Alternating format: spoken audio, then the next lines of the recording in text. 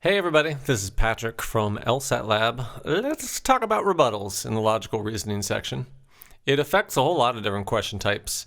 You got method, role, and main conclusion in the match family. It shows up a lot in the assumption objection family. The question disagree is literally about rebuttals. And then even in most supported questions, a lot of them like to test rebuttals. So let's start by just thinking about how we recognize a rebuttal. There's really a few different ingredients to most of them. An attribution, or like a common view, a pivot, and then some pushback. What the heck does that mean? Pause the recording and read these real quick. Welcome back. So the very first couple words here are an attribution. Weingarten claims that X. In the second one, it's a more off-screen hypothetical view, which might lead one to believe X. Pause the recording, try these. For the first one, we see many early discussions predicted that. So that is sort of a common view, not a specific person. And then in the second one, a specific person, Wilhelm Dörpfeld, he believed X. So when we spot an attribution, the goal of it is to prime your brain to be like, all right, and usually on LSAT, like 90% of the time or more, once I hear an attribution like Weingarten claims, many people argue, some might believe, that the next thing I'll experience will be the author pivoting away, but yet, however, nonetheless sort of thing. So pivots in general as an argument indicator signal the start of the author's argument and the end of like background to the end of a counterpoint. Pause the recording and check out this argument. Welcome back. There's a lot of keywords in this argument that can help us decipher what role each claim is playing. So we see Billy claims an attribution. And with the attribution, sometimes they just say one belief, but sometimes they offer an entire argument. And in this case, the word because, which we know indicates support, it's part of the famous FABS family. All of these are the main support indicators. That tells us that the second claim, how salsa is made from jalapenos, is supporting the conclusion that Paco's tacos are spicy. So we get a little argument, and we're waiting. Where's that pivot coming? Shaboom! And that sort of mentally allows you to think, okay, we're done with this background. Here comes my author. Now, is my author going to say a conclusion and then a premise, or a premise and then a conclusion? Again, we see the word since, one of fabs. So we know that the final claim is a premise, which means that he is likely exaggerating, is our conclusion. So what does a pivot do? It sort of helps you let the early stuff fade into the background, and it's a wake-up call that now you're hearing the author's voice, the author's actual argument. So if we revisit our arguments from before, is our attribution followed by a pivot? Shaboom. Shaboom, shaboom. Yes, it is. Our author's saying, but this prediction's unlikely to be borne out. We saw that Dörpfeld believed this city was Troy. And then we see a pivot, but that belief cannot be correct. You're going to prom with Dörpfeld? Here we saw Weingarten claim something, and then eventually we get to our pivot, however. And now notice the first couple ideas are since claim 1 and claim 2. That shows you that we're getting a pair of supporting ideas leading into this conclusion. His claim should be rejected. I'd rather go to prom with Weingarten than Dörpfeld. In the bottom one, we were being told that this might lead one to suspect plagiarism. However, it's more likely it was just a coincidence. And again, the very final claim is prefaced by a support indicator since. So we know we're ending premise and we're getting our conclusion right after the however. The third ingredient we talked about was pushback. So sometimes there isn't a pivot, you just notice that the author is disagreeing. His claim should be rejected. No, it's more likely this thing. Well, that prediction's unlikely to be borne out. Well, that belief can't be correct. So we have these three different tools, the attribution, the pivot, the pushback. Usually they're all there, but not necessarily. Go ahead and pause and decode this one. So we see a little attribution with retailers, a pivot with but, and then opinionated pushback. Too often, they resort to price cuts. Pause and try this one. Here we get the pushback first. Surely there'd be no problem accepting these, despite this attribution. So here it went pushback, pivot, attribution. Pause and read this one. This time around, there isn't a pivot. We're just seeing an attribution and a pushback. So we've spotted the rebuttal using any or all of these tools like attributions, pivots, and pushback. Now our job is to actually articulate what the rebuttal conclusion is saying, and we want to pay a lot of attention to its strength of wording. How harsh is it? How lenient? How tolerant? If we look back at our examples, Weingarten was claiming that keeping animals in zoos is unethical, and so by saying his claim should be rejected, we're really saying keeping animals in zoos is not unethical. And that's a double negative. We could even clean that up more and think our author is saying that keeping animals in zoos is ethical. Sometimes when they do main conclusion, they actually do write an answer like Weingarten's claim should be rejected. But most often that's not what happens. They use the language of the original person, but they translate it into the position the author is actually arguing. In our next example, we had this attribution that someone might think that plagiarism had happened. And then the pivot is pushing back and saying, no, it's more likely that it was a coincidence. And so here we just need to articulate, it's more likely it was a coincidence than it is that it was plagiarism. Pause the video and try to articulate these two conclusions to yourself. Welcome back. In the first case, many people had said, global warming is going to cause more frequent and intense tropical storms. And since our author is saying that prediction is unlikely to be borne out, we want the strength to reflect unlikely. I'm saying global warming is unlikely to cause more frequent and intense tropical storms. This argument did not age well. In the bottom, we're saying that Dorpfeld thought this ancient city was Troy. If you're saying that belief cannot be correct, then you're saying that ancient city cannot be Troy. Here's a real tough one. Pause and give this a try. What is the conclusion saying? So the economists theorized that growth was made possible by the spread of these two values, and our author's conclusion is prefaced by so, which always indicates a conclusion. She's saying we shouldn't accept this explanation until we have another piece of evidence. So we gotta make our rebuttal calibrated to that type of disagreement, a conditional one, a temporary. We want her to be saying it's currently premature to accept this explanation. We still need more data. Or we could say, until we know that there was a change in values, we should not accept this explanation. When we're articulating the rebuttal conclusion, we're just going to make sure that we match the author's strength of wording. Think about whether the author is saying the conclusion is wrong, probably wrong, less likely than something else, or maybe she's not even pushing back against the conclusion. Maybe she's saying, I don't trust the evidence, or more often, that evidence does not prove the conclusion. The argument fails to convince me of the conclusion. I'm not saying the conclusion's wrong, but I'm saying that your current set of evidence is incomplete. I ain't convinced. That's very, very frequently a nuance that they're testing us on. A big trend in main conclusion questions is that the conclusion has a pronoun. And so you want to make sure that you replace any pronouns with whatever wording they were referring to, which is called its referent, if we want to be fancy. So our conclusion here was no one should accept this explanation. This is a indicative pronoun. What is this explanation referring to? It's referring to the explanation that this growth was made possible by the spread of values like hard work and thrift. This growth? What growth are you referring to? We keep climbing the ladder. We're referring to when the productivity of the economy grew at a faster rate than the population grew. So we're importing all the referential language into the pronoun in order to get, it would be premature to accept that the spread of values of hard work and thrift allowed productivity to grow faster than population.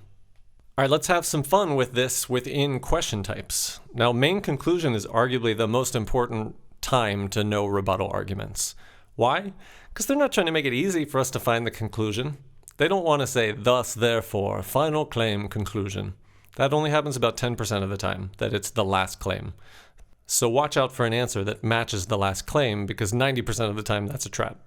What we're going to see is the conclusion followed by support. So we got to get ready for an opinion that is then supported. In particular, main conclusion tends to either put the conclusion in the very first sentence or attach it to some pivot rebuttal moment of the paragraph.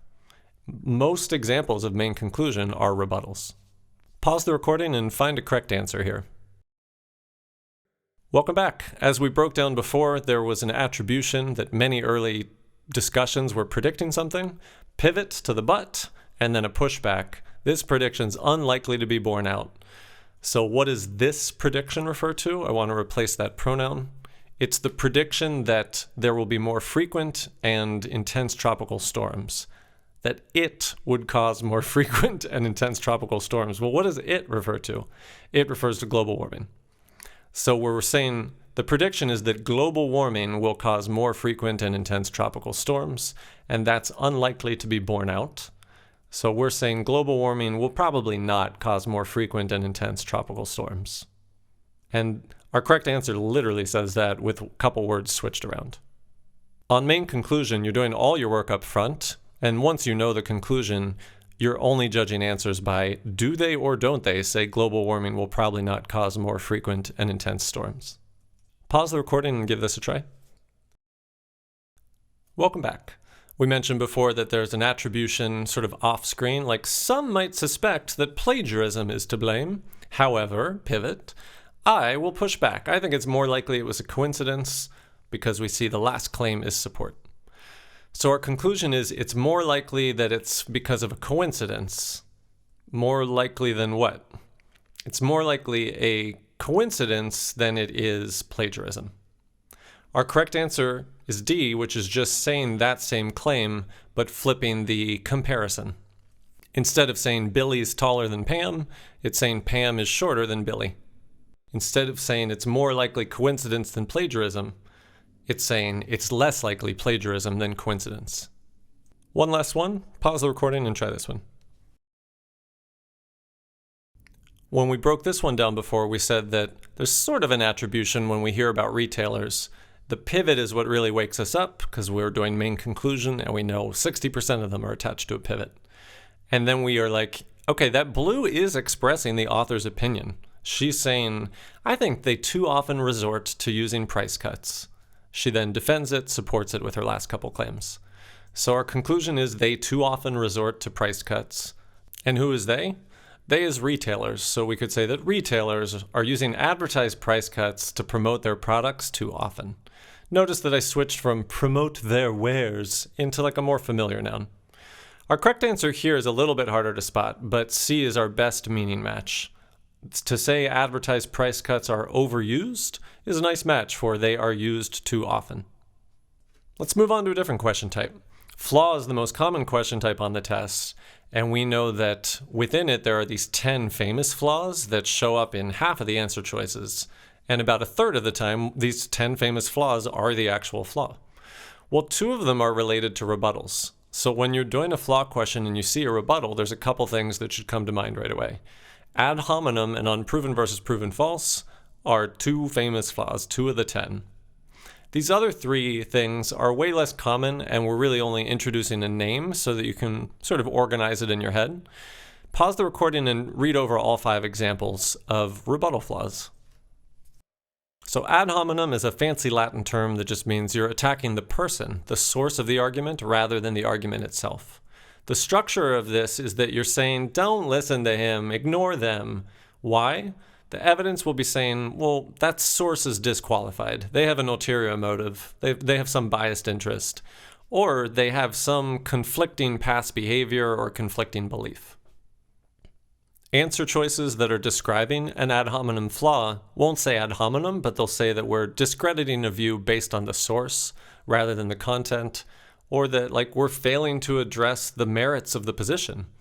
LSAT wants us to engage with the merits of the opposition's evidence. If we're going to argue that the economy isn't doing well, how do we respond to the fact that recent job numbers suggest it is doing well? The other famous rebuttal flaw is unproven versus proven false. And in this case, the structure is you tell me in the premise that there's a lack of evidence for X, or that somebody who was trying to argue X had a fallacious assumption, an erroneous premise. And then you flip to the opposite pendulum and go, so I guess that proves that X is false. We're supposed to be thinking, just because they didn't prove X is true doesn't mean you proved X is false. And the answer choices would sound like, You're treating an absence of evidence as though it's evidence of absence, as though it proves your case that X is false. You're treating their failure to prove X is true as proof of your claim that X is false. Or you're inferring that a claim is false just because a crappy argument was made for it. Sometimes on Flaw, they really just want us to hear that a rebuttal is going off the rails. It is not staying on the conversation. So in this case, we had the president citing job improvement numbers, increased GDP, as reasons the economy is doing well. And then our author goes, she's got to be wrong. Our reputation on the world stage is a lot lower than it used to be. Okay, well, what does that have to do with anything? We're supposed to just react by thinking like your rebuttal has nothing to do with our economy. That has to do with like our foreign policy, our global standing. Now, obviously, what your country is doing economically could affect your country's reputation on the world stage, but this author has not drawn any connection. So right now, we're still allowed to be mad by being like, what does world stage reputation have to do with it? And as far as we know, our reputation is low on the world stage for some unrelated reason, like a scandal, not an economic reason. LSAT here just wants us to say that this author rejected a position on some irrelevant grounds, or at least on some grounds whose relevance is not clear. Straw man is not a term that LSAT ever uses, but it's a good thing to know for real life, because this is how political discourse breaks down. People don't respond to a charitable version of the position they're disagreeing with. They respond to a ridiculous version. So straw man takes an original position like, how about we lower the corporate tax rate? That'll incentivize more businesses to come here. And then when you hear them shift to like, well, I think if the government doesn't charge corporations any taxes, the original person would be like, I never said don't charge them any taxes. I said lower them from 32 to 25%. The most common thing we're doing with rebuttals in the assumption objection family is reconciling this author's objection with the original position. Our author is saying she's not a movie lover. After all, she's never seen Casablanca. And so we just need to now fight the fight of like, okay, given that she's never seen Casablanca, how can I argue that she is a movie lover? We could make up a million different excuses. We could just say, hey, not all movie lovers have seen Casablanca. That works as an answer. We could say, oh, she desperately wants to, but her puppy died in Casablanca, so it's sort of a triggering movie for her. That's why she hasn't. So all you have to do is work within the space of how can I construct a story where a movie lover has not seen Casablanca. Let's try some Flaw questions. Pause the recording and give this a try. Welcome back. First, we got to just break down the argument, find the conclusion and the evidence. So we're reading this and it starts with an attribution. An art historian argues. Then we can see that we're getting a premise, so the historian's conclusion is going to come after the comma. Because of premise that 15th century painters were more planimetric than 16th, we get to this conclusion that 15th century painters had greater mastery. Now, of course, we're expecting a pivot because we just heard somebody else make an argument, and sure enough, we get our however. We sort of wash away those first couple lines, and we think, all right, author, what's happening? We can see that we're getting our conclusion first and our premise second because for is part of fabs. That last claim is support. So our author is saying this conclusion is wrong. And if we articulate the rebuttal conclusion, we're saying 15th century painters did not have a greater mastery of painting than 16th. Well, why not? How do you know they didn't have greater mastery? Because the extent to which something's planimetric reveals nothing about mastery. When you read it in the flow, this argument doesn't sound crazy, but picture this on an island. The author's trying to convince an audience 15th century painters did not have greater mastery than 16th. And all the art historians in the audience are like, what do you mean? And then he goes, well, how planimetric a painting is tells us nothing about the painter's mastery. They'd be like, sure, that's fair, but get back to the whole 15th versus 16th. Where's your evidence for that? The author has no evidence for that. She's not producing any evidence about 15th century painters versus 16th century painters. So how did her argument feel sensible when it is actually this crazy and incomplete? Well, she's reacting to an original position and saying, since your reason for believing that position was dumb, the planimetric has nothing to do with mastery, I guess I can just shoot down your position. The responsible conclusion recognizes that you have not yet proven 15th century painters are better. The irresponsible conclusion goes too far and says, without any evidence, they are not better. So this is unproven versus proven false. The correct answer is E. We are rejecting a position. On the grounds that is a reference to your argument's support, so we should be able to match this with the premise that came after the word for. Was the premise saying that an inadequate argument was made for the claim that 15th century painters were better? It's not explicitly saying that, but it is definitely implying it. Our author is saying, the reason you guys cited about 15th century being more planimetric, that has nothing to do with mastery. So if the premise is unrelated to the conclusion, clearly that is an inadequate argument. Every part of E matches, and so we would pick it and say, yep, that looks good. The other four answers here were also famous flaws. Ad hominem was saying, let's reject this position because of who this person is and what else he believes. B was talking about using the same word two different ways, equivocating mastery. Like, are we talking about expertise, or are we talking about like one person being the master of another? Necessary versus sufficient refers to making a conditional logic mistake, doing an illegal negation or an illegal reversal. And then D is self-contradiction, which is one of the 10 famous flaws, but only because it shows up all the time in answer choices. You almost never see a genuine self-contradiction. Pause the recording and try this one. Welcome back. We broke down this argument earlier. We know that Weingarten is claiming that keeping animals in zoos is unethical, and he does have a premise. Why?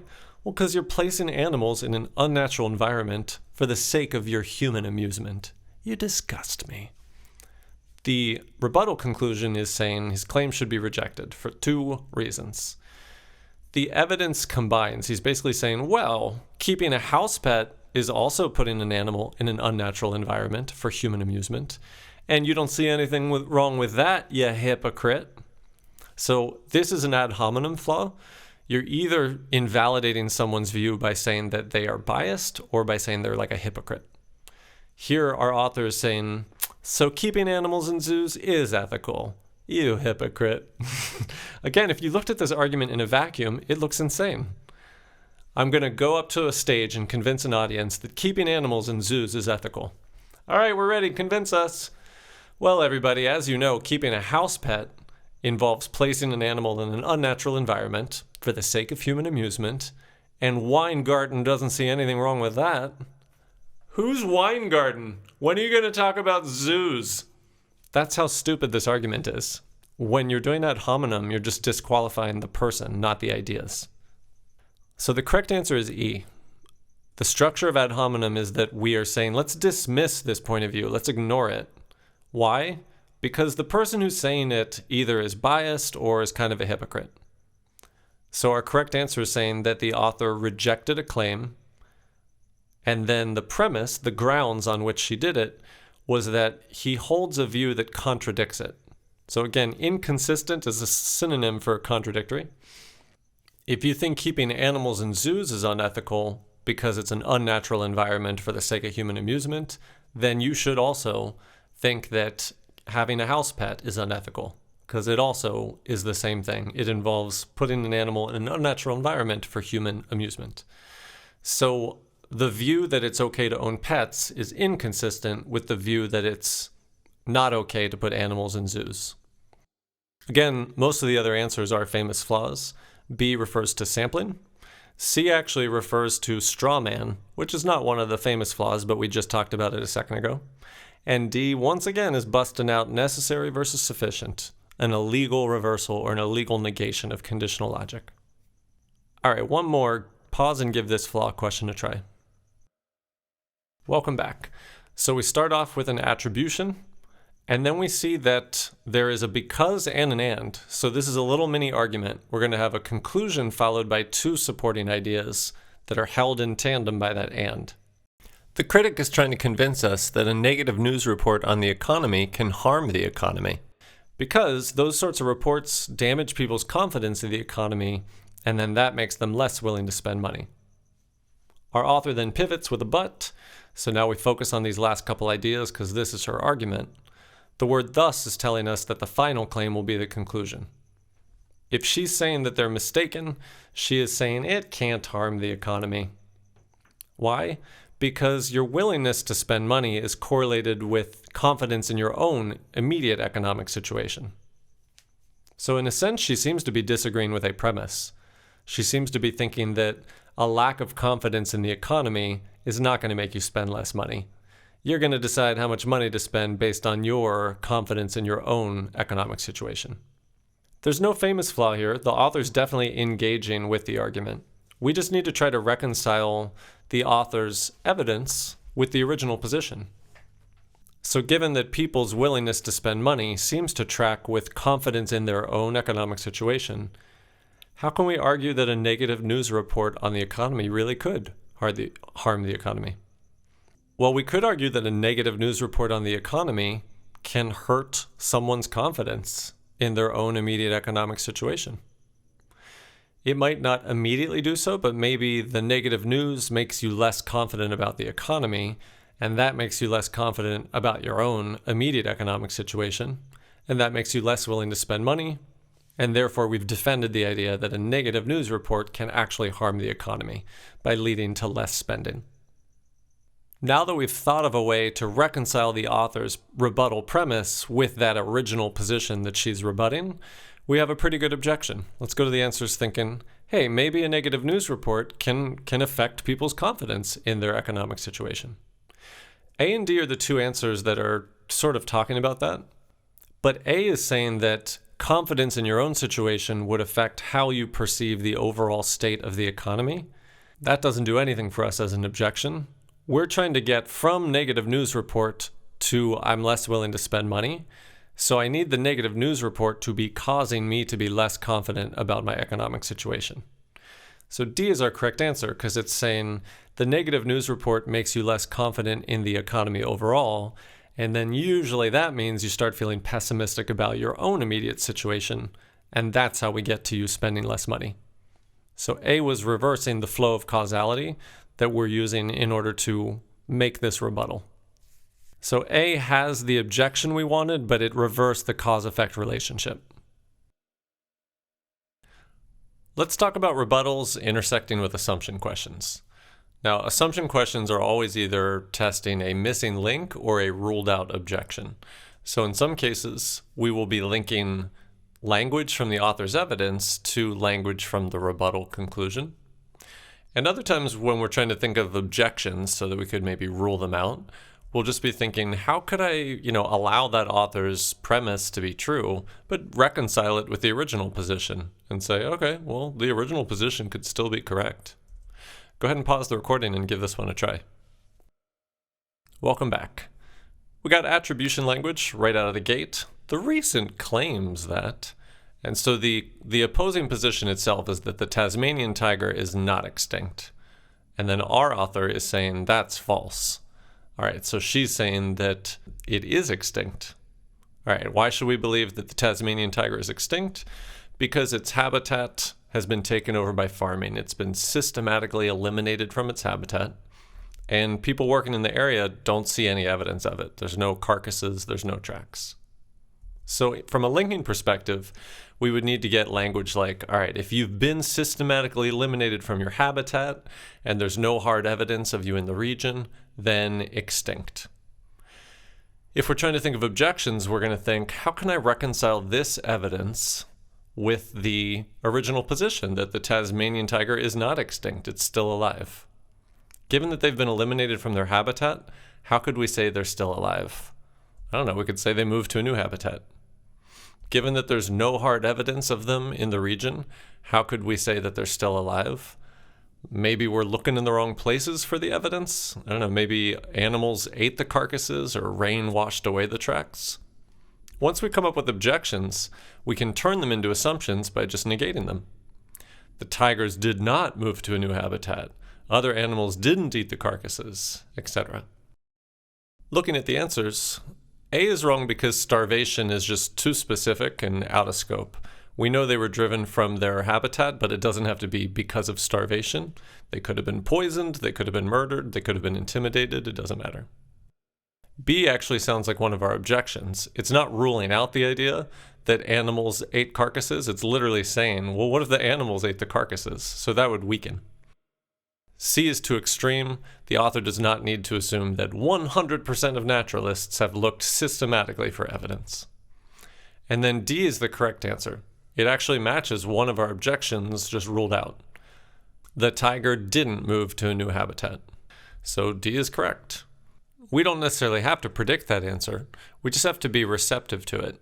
And what that means is we have to think, all right, well, the original position was that the tiger is not extinct, and the author is saying, that can't be. They've been forced from their habitat, and we have no hard evidence of them existing in the region. So as long as we're in this sort of headspace of like, how can I accept that but still say that the Tasmanian tiger is alive? Then when we look at D, naturally we negate it because it's got that word not. When we see not in necessary assumption, it's very lovable, but it means we negate it and we see, would it weaken? So if I say that the Tasmanian tiger did just move and adapt to a different region, yeah, that gives me a great way to argue that it's still alive. When we negate E, it is a little bit tempting because it's saying the people that allegedly have sighted the tiger are experienced naturalists, so therefore it's still alive. But that line of objection is pretty weak because the text told us that it is also naturalists working in the region who can't find any hard evidence. So yeah, maybe they thought they saw the tiger, but they still have no evidence to back it up.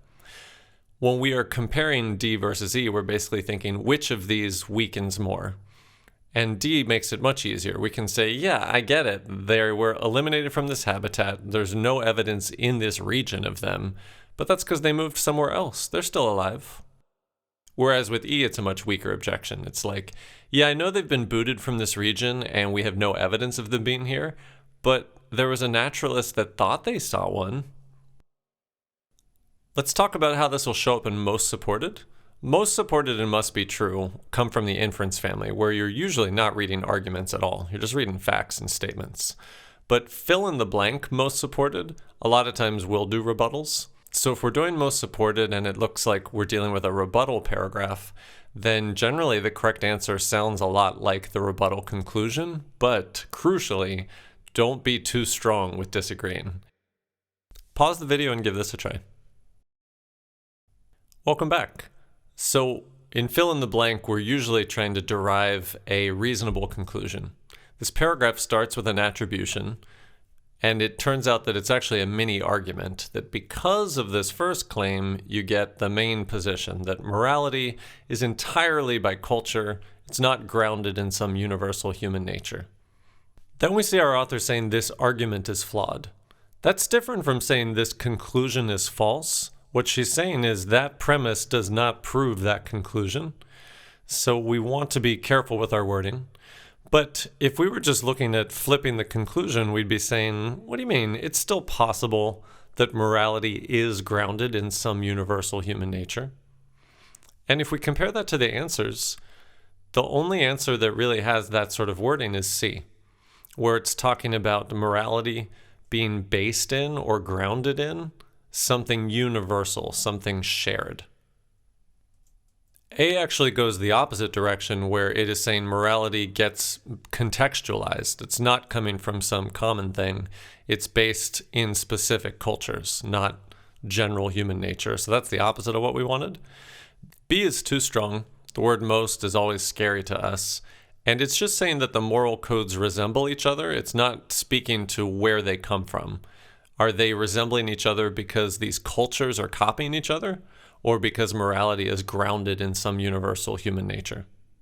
D is saying that it's possible to understand the basis, but what is the basis? Is it just culturally specific, or is there something fundamental about human nature that moral codes are based in? E is the most tempting trap answer because it kind of sounds like we've got this universal morality, but we can adapt it to suit the moral codes of different cultures. However, E doesn't say anything about universal morality. C is the only thing where we say shared moral attitudes, where we touch on the idea of universal. Furthermore, if we compare this language to the paragraph, what we were saying in that setup is just as universal tastes like sweet and salt, can provide the basis for different cuisines. Universal moral attitudes can provide the basis for different moral codes. So the language of C tracks much better to the analogy that we're trying to complete. Finally, let's take a look at how rebuttals intersect with method questions. Method questions ask us to characterize an argument or to characterize a response, and there's really 4 patterns that show up over and over again. The person who is doing the rebuttal will often be pointing out a dubious assumption that the opponent is making. They will sort of talk about the implications of that person's logic or of their plan and say, don't you see that it takes you somewhere untrue or it takes you somewhere undesirable?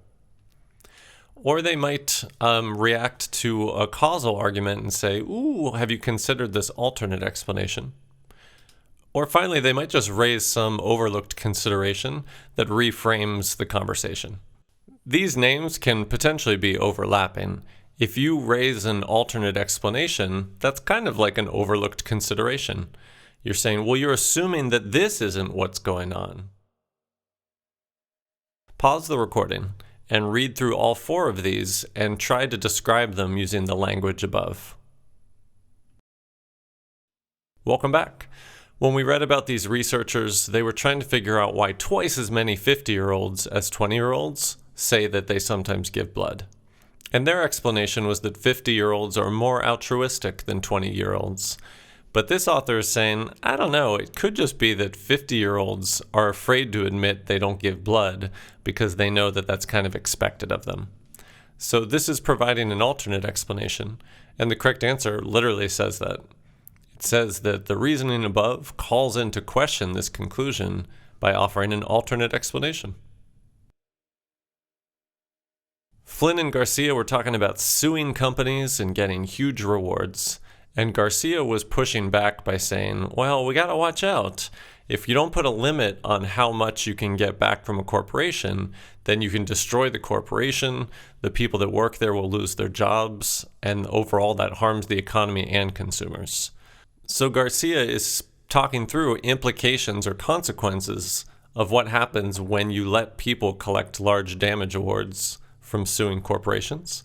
So we might describe this with flawed consequences, flawed implications. And the correct answer says that Garcia responds by arguing that it could result in some undesirable consequences. In this argument, the critic was saying, you screwed up again. You said that if we didn't change our policies, we'd go into recession, but we're clearly not in a recession. And the economist is saying, yeah, that's because we changed policies, bro. So we would probably call that like an overlooked consideration. It feels like the economist is saying, you're overlooking that we did change economic policies, so my prediction's not relevant anymore. The correct answer here could be saying, you're assuming we didn't change policies, but we did. Or you're overlooking that we did change policies. The actual correct answer is a mean one here. It says that the economist indicates the state of affairs on which her prediction was conditioned did not obtain. So she had a conditional prediction. If we don't change our current policies, we'll go into recession. But she's saying, well, that didn't obtain. We did change policies. So you can't judge my prediction because the trigger was never fired. In this last one, West is saying that Haynes must be the worst inspector because more than half of the items that come back having defects were inspected by Haynes. And Young is pointing out that, well, yes, but Haynes actually inspects most items, so we would expect most returns to have been inspected by Haynes. We could say that that's an overlooked consideration. Like West, you're overlooking that Haynes does the majority of the inspection, so naturally the majority of the defects will have been inspected by him. We could call it an alternate explanation for why half of the defects were inspected by Haynes. The answer actually describes it in terms of a dubious assumption. It says that Young is denying one of West's presuppositions, which means assumptions. And what they're referring to is West is assuming that these 3 quality control inspectors inspect roughly the same amount of items. She's assuming that Haynes only inspects around a third of the items, and so if half of the defects coming back are from Haynes, that looks pretty bad. When we're doing method, we just want to remember that the 4 common forms of rebuttals are pointing out an assumption your opponent is making, suggesting an alternate explanation for the data they're considering, showing how their logic or their plan has implications that reduce to absurdity or take us somewhere undesirable, or just bringing up some overlooked consideration that really changes the way you think about the original argument. All right, gang, let's wrap it up. You guys did great. That was a long, dense lesson. Quick takeaways. In main, conclusion, and role, we know that they like to hide the conclusion, and so most of those arguments are rebuttal style. And we're normally not going to see the conclusion with obvious therefore, thus, last claim type hints. Instead, we're usually going to find it by pivots and pushback. When it comes to method questions, common rebuttals are to point out something the first person was assuming, suggest an alternate explanation, discuss flawed implications or consequences of that person's logic or their plan, raise some overlooked consideration that kind of reframes the debate, or to call them out on some famous flaw move, like to say that's a faulty comparison or that's an unrepresentative sample. In the world of flaw, there are 2 famous rebuttal flaws, ad hominem and unproven versus proven false. And then there's 3 fuzzier trends, sort of misinterpreting or misrepresenting what the first person said, responding in kind of an irrelevant way, or responding in a way that is still very compatible with the original claim. When we're dealing with rebuttals on assumption or strengthen, weaken, evaluate, sometimes they'll be testing the linking ideas, like what language from the author's evidence has to be linked up to language in this rebuttal conclusion. More frequently, they're testing our ability to reconcile. How can we accept the author's evidence, but still believe or fight for the original position? And when we do most supported questions, and we're reading a rebuttal, the answer will usually sound like the rebuttal conclusion, but it'll be very safely worded, so be careful about going too far and saying that idea is trash. Try to hedge your wording and look for something like, that idea is poorly supported. All right, that'll do it for today's lesson. Please check out our other videos on YouTube or come visit us at lsatlab.com.